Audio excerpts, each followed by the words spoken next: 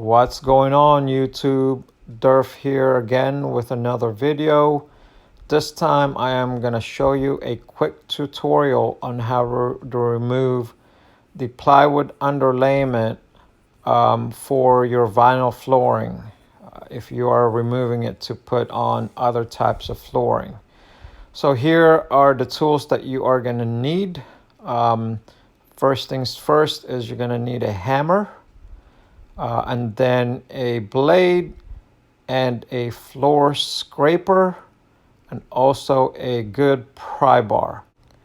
And here you're also going to need a circular saw, and I have the Ryobi cordless circular saw here that you're going to set the depth of the cut just enough so that it just cuts the plywood and not the actual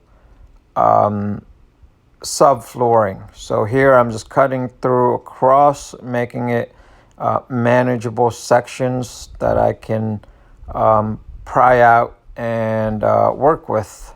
That way it's not big chunks of it. And here I'm just going to use my pry bar, start prying out that small section of the plywood. And it's sometimes tough to break here, but just keep at it and use the floor scraper to really pry out the big piece of the plywood, as you can see here.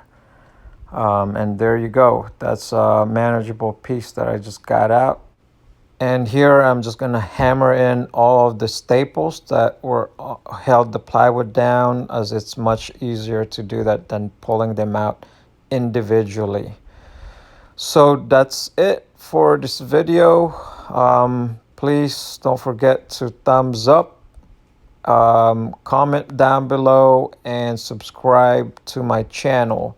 Thank you, and I hope this video is helpful.